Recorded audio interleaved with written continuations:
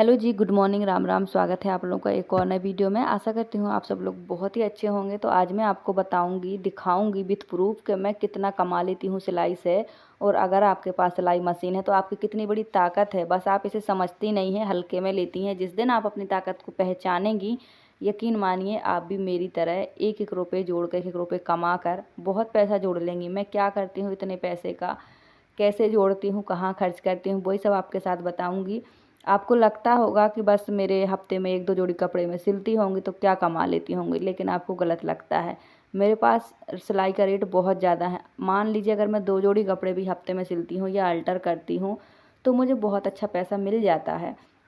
और सच बताऊँ तो मेरा अल्टर का काम ज़्यादा चलता है और कुछ चीज़ें मैं आपको दिखा पाती हूँ, कुछ नहीं दिखा पाती हूँ। सो फ्रेंड, अभी मंगवाया है मैंने एक छोटा सा पार्सल, और कल मैंने जैसे बताया था कि मीशो ने औरतों की ज़िंदगी बर्बाद कर दी है, तो ये सच है। हम कमाएं ना कमाएं, लेकिन मीशो से शॉपिंग करने की एक आदत सी लग गई है औरतों को। और जिनके घर में अर्निंग के साधन कम हैं उन्हें ज़्यादा प्रॉब्लम का सामना करना पड़ता है, क्योंकि बहुत सारी बहनें देखा सीखी भी करती हैं कि उसने चूड़ी खरीदी, साड़ी खरीदी तो मैं भी खरीद लूँ। लेकिन अपने घर की कमाई के हिसाब से चलना पड़ता है। पर मैं उतना ही खर्च करती हूँ। मैं वैसे ज़्यादा करके लोकल मार्केट से ही शॉपिंग करती हूँ, मोल भाव करके। लेकिन जैसे अगर मुझे नहीं जाना है या कोई भी मीशो पे चीज़ सस्ती मिलती है तो मैं वही लेती हूँ जो मुझे ज़रूरी होती है। और अगर मेरे हाथ में 5,000 रुपये हैं तो ही मैं 100 रुपये खर्च करने की वो करती हूँ, अपने आप को परमिशन देती हूँ। इसीलिए शॉपिंग मैं भी करती हूँ, बस एक लिमिटेड में करती हूँ। जो ज़रूरी है बहुत ज़्यादा, बस वही करती हूँ। अगर चीज़ सही लगी तो ठीक है, वरना मैं रिटर्न कर देती हूँ, क्योंकि मीशो पे इतनी अच्छी क्वालिटी की चीज़ें नहीं मिलती हैं। तो मेरे कहने का मतलब यही था कि जो भी करें कि लिमिट में करें, अपनी आमदनी देख के करें, देखा सीखी बिल्कुल ना करें। कोई भी काम जब हम अति से ज़्यादा करते हैं तो वो हानिकारक होता है। तो देखिए, जो जॉब करता है वो चाहे फ़्लिपकार्ट से शॉपिंग करे, चाहे मीशो से करे, चाहे कहीं से भी कर ले, उसके लिए सब अफोर्डेबल है। लेकिन हम जैसे मिडिल क्लास जो फैमिली के लोग हैं वो देखा सीखी करें तो हमारे घर में ही टेंशन परेशानियाँ शुरू हो जाती हैं। तो देखिए, मैं भी मंगवाती हूँ, बट उतना ही मंगवाती हूँ जितना बहुत ज़रूरी होता है, जो मुझे सही लगता है। और इसके लिए मैं कभी भी हस्बैंड से पैसे नहीं मांगती हूँ। मैं खुद कमाती हूँ तब जाकर मैं 100 रुपये खर्च करती हूँ। तो ये मंगवाई हैं मैंने मिनी लिपस्टिक, ये हैं 4, और ये आई हैं 140 रुपये की। इनके कलर बहुत अच्छे हैं। तो मेरे यहाँ जैसे मैंने बताया ही है, हर चीज़ बहुत महंगी है। और हर चीज़ मतलब कि दिहाड़ी भी महंगी है। यहाँ पे मज़दूरों को 700 रुपये मिलते हैं, 600 रुपये मिलते हैं, मिस्त्री को 1000 रुपये मिलते हैं, कहीं कहीं 900 मिलते हैं। तो उसी हिसाब से यहाँ चीज़ें, जैसे कि दिहाड़ी भी ज़्यादा हैं तो यहाँ हर चीज़ें महंगी हैं। जैसे अभी टमाटर 90 रुपये किलो हैं, तो इसी अकॉर्डिंग आप हिसाब लगा लीजिए। गोभी जो है वो 140 रुपये किलो है। तो यहाँ हर चीज़ का रेट बहुत हाई होता है। मेरे यहाँ जो मैं सिंपल सूट बनाती हूँ उसका 250 रुपये है, और जो मार्केट में बनता है उसी सूट का 450 है। तो इस तरह का यहाँ रेट है। तो मैं थोड़ी बहुत अर्निंग कर लेती हूँ, इसलिए अपनी छोटी मोटी ज़रूरतें पूरी कर लेती हूँ। इसलिए मैं कहती हूँ कि हमारा कमाना बहुत ज़रूरी है। देखिए, अगर घर में कोई एक कमाता है ना तो मैनेज करना बहुत मुश्किल है, सब ज़रूरतें सब शौक़ करना बहुत मुश्किल है।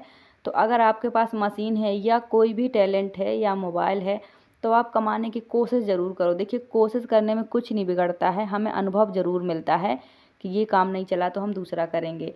तो फ्रेंड, मेरे पास कुछ सिलाई के पैसे हैं जो मैं गुल्लक में डालती हूँ। आजकल मैं बिल्कुल भी शॉपिंग नहीं करती हूँ मीशो से, जो बहुत सस्ती और बहुत ज़रूरी होती है, जो मेरे यहाँ महंगी पड़ जाती है लोकल में, मैं बस वही मंगवा लेती हूँ।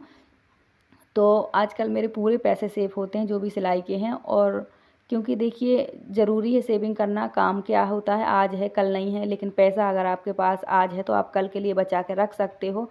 और फ्रेंड, ये जो मेरे पैसे हाथ में हैं ये पूरे 5,000 हैं। तो मैंने 1 साल से ज़्यादा हो गया है किसी को उधार दिए थे 10,000 रुपये। तो उन्होंने कहा था कि दिवाली में दूंगी, पर दिवाली बहुत पहले निकल गई है, दूसरी दिवाली आने वाली है, अभी तक उन्होंने पैसे नहीं दिए थे, उनको प्रॉब्लम थी कुछ। तो फिर उन्होंने अभी दिए हैं मुझे 5,000 रुपये कि दीदी 5-5 हज़ार करके ले लो, नहीं तो चुक नहीं पाएंगे मेरे पैसे। मैंने कहा चलो ठीक है, जितने हैं उतने दे दो। और मैं किसी को मतलब मैंने उनको परेशान नहीं किया, ना ही मैंने मांगे हैं, क्योंकि मैं जानती हूँ कि जिस तरह मैं अपना मैनेज करती हूँ उस तरह सब कोई करता है। लेकिन आजकल का ज़माना ऐसा है भी नहीं कि आप किसी की मदद करो, क्योंकि फिर लोग लेते समय तो अच्छा लगता है, लेकिन जब देते समय की बात आती है, वापस रिटर्न करने की आती है ना, तो मनमुटाव हो जाते हैं। मैंने ऐसी बहुत सारी रिलेशनों में देखा है अपने ही आसपास। पैसा लेते समय रिश्ता बहुत अच्छा होता है, जब वापस पैसा देने की बात आती है तो बुराई हो जाती है, मनमुटाव हो जाता है। तो पैसे बहुत सारे रिश्तों की सच्चाई सामने ला देता है, बना देता है, बिगाड़ देता है। तो जब अगर आप किसी को दें तो सोच समझ कर ही दें। तो हम मिडिल क्लास फैमिली से हैं, मेरे पास इतने पैसे होते नहीं हैं, जो होते हैं मैं सेविंग करती हूँ अपने लिए, क्योंकि मेरा एक सपना है। तो आज मैं अपने छोटी छोटी ज़रूरतें, छोटे छोटे शौक़ को रोक करके अपने सपने को पूरा करने के लिए पैसे जोड़ती हूँ, क्योंकि आज मुझे कमाने का मौका मिला है, चाहे वो यूट्यूब हो या सिलाई हो। मैं थोड़ी बहुत अर्निंग कर पा रही हूँ, तो मैं अपने एक एक रुपये को सेव करती हूँ, क्योंकि देखो मेरी शादी के 10 साल हो गए हैं, मेरा सपना आज तक पूरा नहीं हुआ है। और मेरे हस्बैंड देखो मज़दूरी करते हैं, जितना पैसा आता है घर में लग जाता है, मतलब सेविंग नहीं हो पाती है, लिमिटेड पैसा आता है। तो मुझे लगा कि देखो अगर मैं कमाती हूँ तो अगर मुझे अपना सपना पूरा करना है तो शौक़ को पहले पीछे छोड़ना पड़ेगा, और जो मोस्ट इम्पॉर्टेंट ज़रूरतें हैं बस हम उन्हें ही पूरा करते हैं। देखिए मिडिल क्लास फैमिली के सपने या तो पूरे नहीं होते हैं, पूरे होते हैं तो शौक़ पीछे छोड़ने ही पड़ते हैं। तो मेरे हज़ारों शौक़ हैं जो सब मैंने त्याग दिए हैं, क्योंकि मेरा एक सपना है जो मुझे पूरा करना है। अगर हो गया तो अच्छी बात है, नहीं हुआ तो समझ लूँगी कि ये मेरी किस्मत में ही नहीं था, क्योंकि देखो हर चीज़ हम पाने की कोशिश तो करते हैं, लेकिन भगवान हमें वही देता है जो फ्यूचर में हमारे लिए अच्छा होता है। तो मैं अपनी पूरी कोशिश कर रही हूँ। आज मेरे सब शौक़ मैंने त्याग दिए हैं, हर ज़रूरत मैंने रोक ली है अपनी, क्योंकि मुझे मेरे सपने को पूरा करना है, इसी जन्म में करना है। अब वो ऐसे तो हो नहीं पाएगा, क्योंकि सैलरी तो आती नहीं है मंथली, तो पाई पाई जोड़ के ही होगा। तो मैं अपना हर पैसा गुल्लक में रखती हूँ, बैंक में रखती हूँ। मैंने अपना अकाउंट भी करवा लिया है, जब से मेरा यूट्यूब चल गया है तब से मेरा अकाउंट भी है। तो जो भी मेरी सैलरी होती है यूट्यूब की, वो सब मेरे अकाउंट में आती है। तो ये जो मेरे पैसे 5,000 वापस मिले हैं मुझे, ये मैंने गुल्लक फोड़ के ही दिए थे। आप चाहो तो मेरे चैनल पे 1 साल से पुरानी वीडियो देख लेना, मैंने किसी की लड़कियों की शादी थी उनको दिए थे, तो उन्होंने मेरा पैसा अभी रिटर्न दिया है, कुछ बाकी है। तो देखिए सपने ऐसे ही पूरे नहीं हो जाते हैं। अगर हमारा बैकग्राउंड स्ट्रॉन्ग है, फाइनेंशियली अच्छा है, तो सपने आसानी से पूरे हो जाते हैं। लेकिन अगर बैकग्राउंड आपका वीक है तो सपने एक तो पूरे नहीं होते हैं तो बहुत स्ट्रगल करना पड़ता है। तो देखिए मुझे लगा कि मेरा सपना जो है उसके लिए मुझे भी मेहनत करनी चाहिए। अगर मुझे मौका मिला है कमाने का तो मुझे इस पैसे को जोड़ना चाहिए, ना कि साड़ियों में, ज्वेलरी में, मेकअप में, इस सब में नहीं खर्च करना चाहिए। जिस दिन मेरा सपना पूरा होगा तो उस दिन मैं और भी ज़्यादा कमा पाऊँगी। और मेरे सपने के लिए मुझे पैसों की ज़रूरत है, और हर सपने के लिए पैसे की ज़रूरत होती है।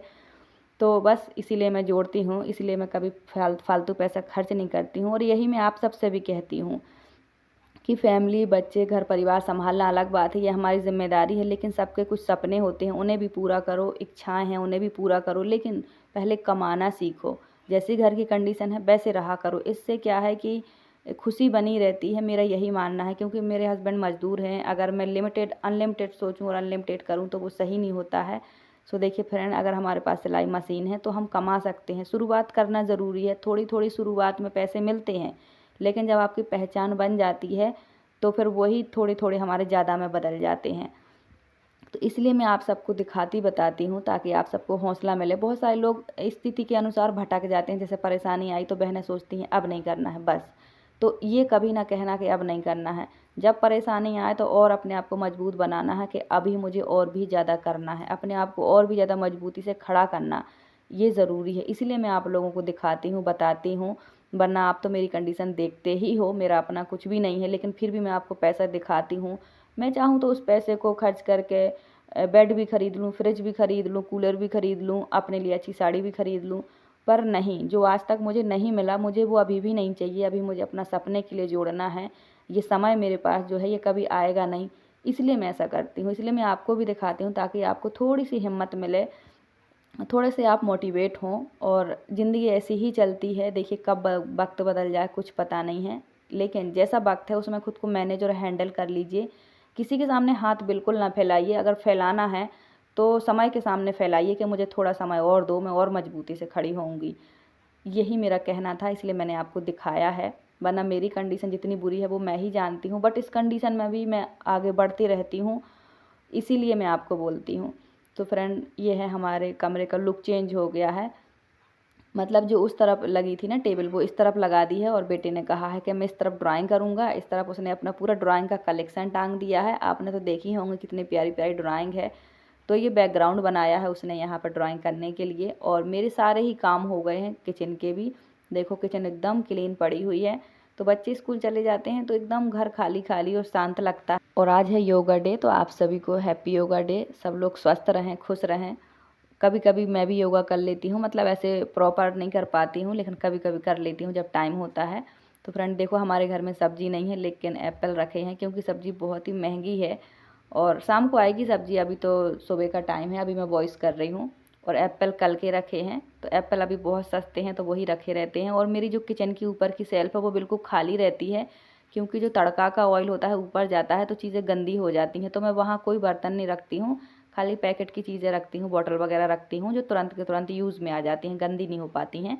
तो ये है हमारे यहाँ का व्यू। मौसम आजकल अच्छा है, बारिश नहीं हो रही है और धूप भी निकल आती है। और जितने भी बाहर के कुत्ते हैं सब मेरी सीढ़ी में बैठे रहते हैं, क्योंकि यहाँ पे सीलन रहती है तो ठंडा रहता है। और फ्रेंड, मैंने जो भी वीडियो में बोला है अर्निंग से लेकर या किसी भी बात को लेकर, तो प्लीज़ मैंने किसी के हर्ट के लिए नहीं बोला है, कोई दुखी बिल्कुल ना हो। मैं रियल लाइफ आपको दिखाती हूँ, रियल बात बताती हूँ। हम औरतें बहुत परेशान रहते हैं पैसे से रिलेटिव, कमाई से रिलेटिव, इसलिए मैं आप सबके साथ बिल्कुल दिल से जुड़ी बातें करती हूँ, अपनी रियलिटी दिखाती हूँ, रियल ही बातें करती हूँ, ताकि आपको मेरी बात समझ आए और आप कर पाएँ। तो फ्रेंड, अभी करनी है सलवार की स्टिचिंग, और आज मैंने इस सलवार में क्रॉच एरिया बनाया है। यहाँ के लोग क्रॉच एरिया सिर्फ पैंट में रखते हैं और प्लाजो में रखते हैं, सलवार में नहीं रखते हैं, पर मैंने इसमें रख दिया है।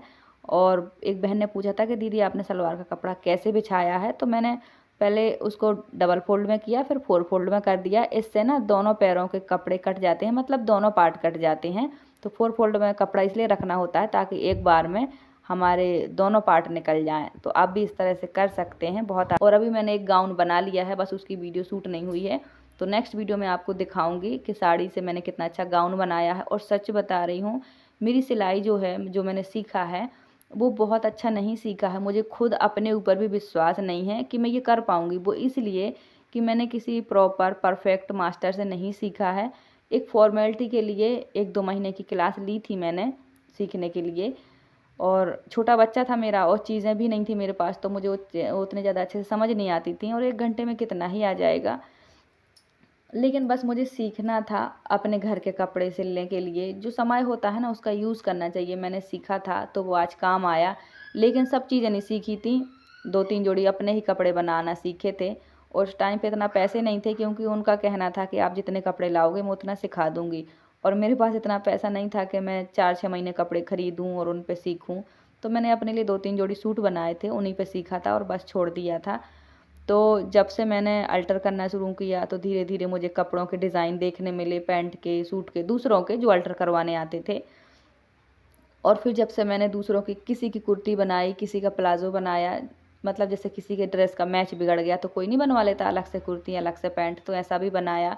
तो थोड़े थोड़े पैसे मिले। सच बताऊं, जब मुझे किसी ने 30 रुपये दिए थे ना पूरे सूट बनाने के, उस दिन मैं इतना रोई थी। क्योंकि देखो, कपड़े तो मैंने भी टेलरों के पास बनवाए थे।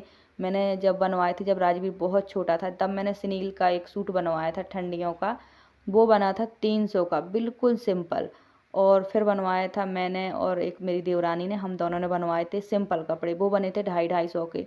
तो मुझे पता था कि कितना रेट मिलता है, ठीक है, क्योंकि मैं यहाँ बहुत टाइम से रह रही हूँ यहाँ शहर में, तो मुझे सब पता है। लेकिन जब मैंने सिलना शुरू किया और मैंने किसी का कपड़े बनाए, तो उन्हें लगा कि मुझे तो रेट पता है नहीं, मैं तो टेलर हूँ, तो मैं बाहर का जानती नहीं हूँ। मतलब उन्हें ये लगा कि मैं कुछ नहीं जानती हूँ। और सच में मैं पहले इतनी बेवकूफ़ थी। मेरी लाइफ आपने पहले की देखी ही नहीं है कि मैं कैसी थी। मतलब ये सोचो कि मैं सिर्फ ज़िंदा थी। सच बताऊँ, अपनी लाइफ से मैं भी बहुत तंग हो चुकी थी, लेकिन भगवान ने जितना देखा है उतना ही, सच बताऊँ, मुझे सहारा भी दिया है और समय से लड़ने की हिम्मत भी दी है। तो जब मैंने किसी का सूट सिला, मतलब मुझे नहीं था कि मैं कितना लूँ पैसा, मुझे ये लगा कि जैसे मुझे रेट पता है बाहर का, वैसे सबको पता है। तो जब उन्होंने मुझे 30 रुपये दिए सूट सिलवाई, मुझे इतना बुरा लगा, मैंने कुछ भी नहीं कहा, मुझे बहुत बुरा लगा। मैंने चुपचाप ले लिए। उन्हें ये लगा कि मुझे बाहर का रेट पता नहीं है। मैंने चुपचाप ले लिए, रख लिए।